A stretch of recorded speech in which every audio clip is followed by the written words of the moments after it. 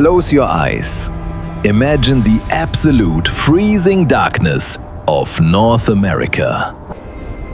15,000 years ago. The apex of the Pleistocene Epoch. You are standing in a white-out blizzard. The wind is deafening. The temperature is 30 degrees below zero. But suddenly, the wind breaks. Through the thick veil of falling snow, a shadow emerges. It is a predator. But it is not creeping. It isn't crawling on its belly. It is walking upright, with long, deliberate strides. You look up and up, until you are staring into the cold, dead eyes of a monster standing 12 feet tall in the snow. If you run, it will run you down at 40 miles per hour. If you climb a massive pine tree, it will simply reach up and pull you out of the branches. This is not a modern bear. This is a biological pursuit engine. Welcome to the medical files of the Ice Age. Welcome to the hunting grounds of Arctodus Simus, the giant, short-faced bear. To understand the sheer, unadulterated terror of Arctodus, we must completely erase our modern understanding of bears. Consider the North American grizzly. It is an absolute biological tank. Weighing up to 800 pounds, built low to the ground with a heavily muscled back designed for grappling and digging. If you encounter a grizzly in the wild, your chances of survival are mathematically terrifying. But if a modern, fully grown male grizzly stood on its hind legs, its nose would barely reach the chest of Arctodus. This prehistoric titan weighed an incomprehensible 2,500 pounds. If you were standing on the second-story balcony of a modern house, this beast could walk up and look you directly in the eye. To truly grasp how freakish this monster was, look at its bloodline today. Arctodus belonged to a specialized evolutionary tree called the Trem Arctines. Today, there's only one surviving member of this family left on Earth, the spectacled bear of South America. The spectacled bear weighs barely 300 pounds. It spends most of its life sitting in trees, peacefully eating fruit. Imagine standing a 300-pound fruit-eating bear next to a 2.5-ton biological terminator. The genetic divergence is staggering. The Ice Age didn't just create larger animals, it weaponized them. Let us open the forensic files. If you look at the skeleton of a modern bear, their front toes point slightly inward. They are pigeon-toed. This gives them incredible lateral strength for wrestling massive prey, but it makes them clumsy, lumbering runners. They waddle side to side. Arctodus abandoned the tank blueprint entirely. Its toes pointed perfectly, dead straight forward. Its legs were freakishly long and slender, functioning like massive kinetic pendulums. It possessed the exact same linear skeletal geometry as a modern racing Greyhound. Only, it weighed over a ton. When it locked onto a target, it didn't lumber, it galloped, reaching sustained top speeds of 40 miles per hour. But running at that speed requires a massive influx of oxygen. To solve this, evolution gave Arctodus its namesake, the short face. It possessed a gargantuan nasal cavity, functioning exactly like a biological supercharger. It sucked in freezing air to keep its cardiovascular engine from overheating. But the short face served a second, much darker purpose: physics. By severely shortening the snout, the bear moved its massive canine fangs closer to the fulcrum of its jaw joint. It turned its mouth into a pair of biological bolt cutters. When Arctodus clamped down, it generated enough localized hydraulic pressure to effortlessly snap the thick, dense femur of a dead mammoth, just to suck out the fat-rich bone marrow inside. But how do modern paleontologists actually know this? How do we know Arctodus didn't just eat berries and salmon? The answer lies hidden deep inside the molecular structure of fossilized bone. When scientists placed the ancient bones of the short-faced bear into mass spectrometers, they looked specifically for nitrogen-15 isotopes. In nature, the higher up the food chain an animal is, the more nitrogen-15 accumulates in its bones. A modern grizzly bone shows a mixed, omnivorous chemical signature. But the bones of Arctodus? They were completely saturated. The chemical proof was absolute. Every single cell in its massive body was fueled exclusively by the flesh and blood of giant Ice Age megafauna.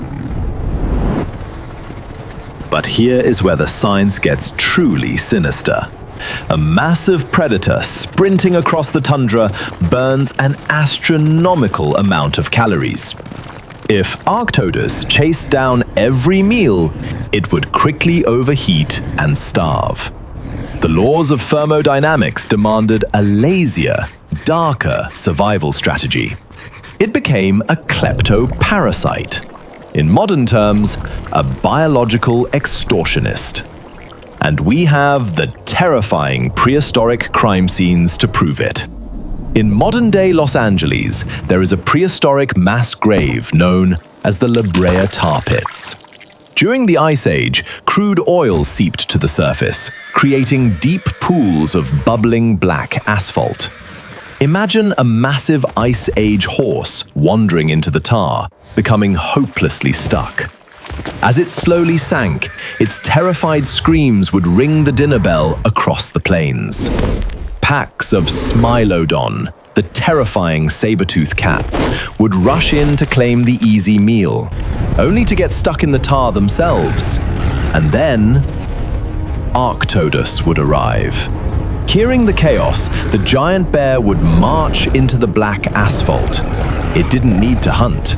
It walked up to the massive kill, reared up on its hind legs to its staggering 12-foot height, and cast a dark shadow over the saber-tooths.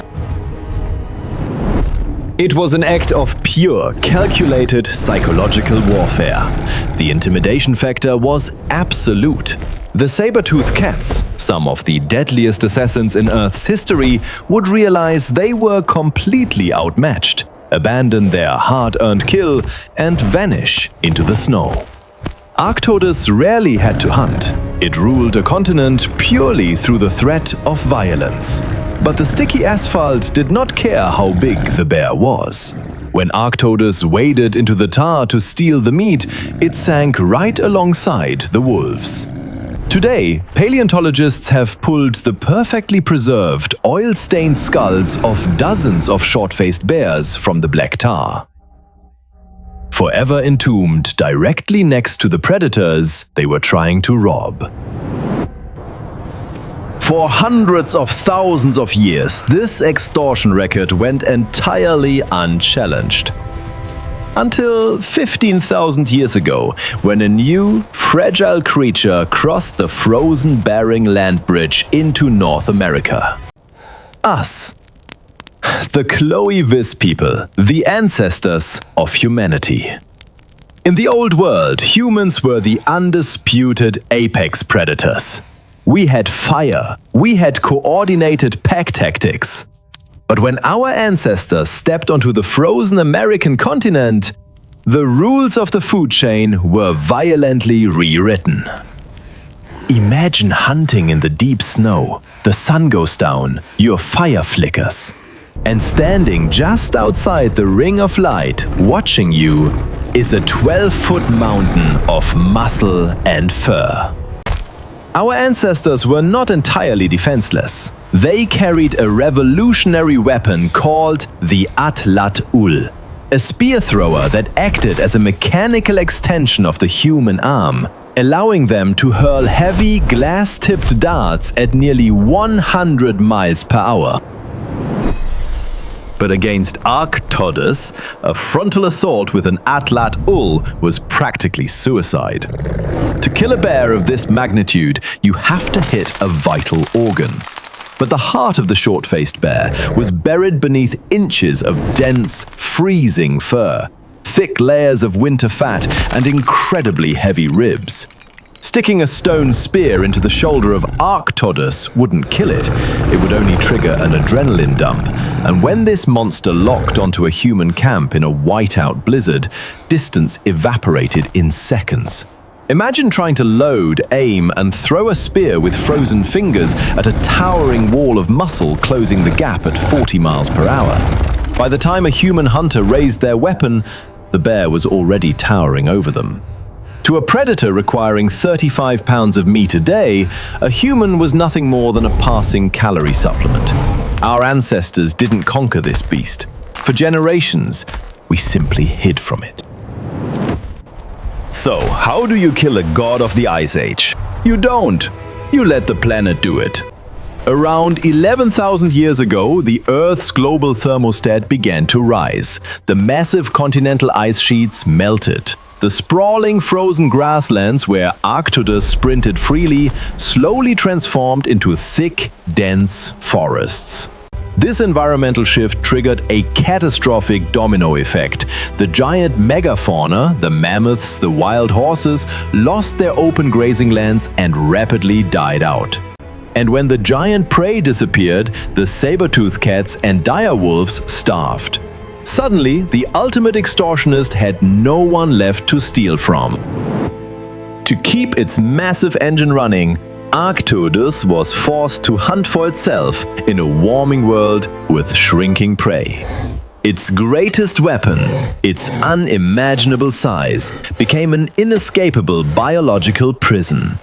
Its incredibly long, greyhound legs were utterly useless for navigating the thick, tangled underbrush of the new forests. The giant short-faced bear didn't go down in a blaze of glory. The massive engine simply ran out of fuel. It laid down in the melting snow and quietly faded into the fossil record, leaving the smaller, slower, modern grizzly to inherit a world it no longer ruled. The ice melted, the oceans rose, and the world moved on. But the terrifying monsters of the past didn't just walk the earth. Some of them swam beneath it.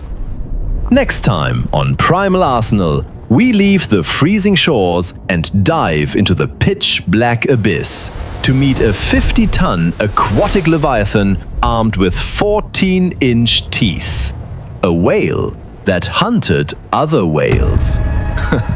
Until then, stay out of the shadows.